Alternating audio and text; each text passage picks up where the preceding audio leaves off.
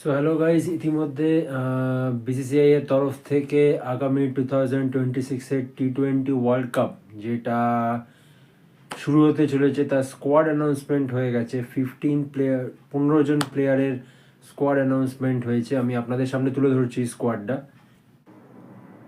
So আপনারা দেখতে পাচ্ছেন অক্ষর প্যাটেলকে রাখা হয়েছে, আবার তাকে চুজ করা হয়েছে অ্যাজ আ ভাইস ক্যাপ্টেন। সে টিম ইন্ডিয়াকে নেতৃত্ব দেবে for the second time as the vice captain. Surya Kumar Yadav থাকছে অ্যাজ আ ক্যাপ্টেন। তিনি একজন মিডল অর্ডার ব্যাটসম্যান, তিনি নেতৃত্ব দেবে টিমকে as a captain. Abhishek Sharma and Sanju Samson open করবে অ্যাজ অ্যান ওপেনার। ঈশান কিষানকে একজন ব্যাকআপ উইকেট কিপার হিসেবে সম্ভবত রাখা হয়েছে। ঈশান কিষানকে খুব সম্ভবত এই জন্যে রাখা হয়েছে কারণ তার পারফরমেন্স ডোমেস্টিক লেভেলে খুবই সুন্দর ছিল, খুবই একটা ভালো কামব্যাক সে করেছে স্কোয়াডে আসতে এবছর। হার্দিক পান্ডিয়া অ্যান্ড শিবম দুবে থাকবে, দুজনেই আমাদের একজন স্ট্রং খুব অলরাউন্ডার। রিঙ্কু সিংয়ের কামব্যাকটাও স্কোয়াডে একটা বুস্ট হিসেবে কাজ করবে ইম্পর্টেন্টলি। আপনারা দেখতে পাচ্ছেন রিঙ্কু সিং আছে স্কোয়াডে। জসপ্রীত বুমরা, আর্শদীপ সিং, হর্ষিত রানা, এই দুজনও আমাদের পেসার হিসেবে স্কোয়াডে থাকছে। এই তিনজনই আমাদের ফাস্ট বোলার। এরপর থাকছে Kuldeep Yadav and Varun Chakravarthy and Washington Sundar থাকছে, এই তিনজন as a spinner. Tilak Varma number 3-তে খুব সম্ভবত আসবে, তিনি একজন মিডল অর্ডার ব্যাটসম্যান, তিনিও আছেন স্কোয়াডে।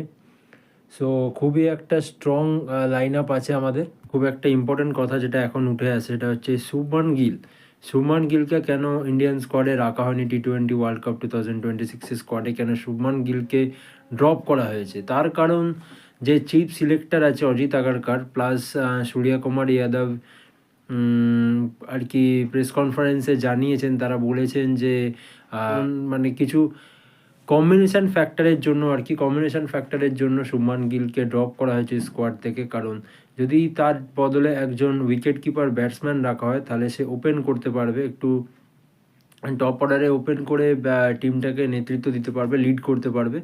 তো সেই কম্বিনেশান ফ্যাক্টরের জন্য আর কি শুভমান গিলকে রাখা হয়নি। খুব সম্ভবত তার জায়গায় স্যামসনকে রাখা হয়েছে। তো তাই জন্য আর কি শুভমান গিলকে অজিত আগারকার আর সূর্যা কুমার যাদব বলছেন যে তারা এই কারণে ড্রপ করা হয়েছে, কিন্তু এইটাও তারা অ্যাসুরেন্স দিচ্ছে যে তার কোয়ালিটি বা সে যেই ক্যাপাসিটিটা হোল্ড করে সেইটার ওপর কোনো কোয়েশ্চেন আসছে না।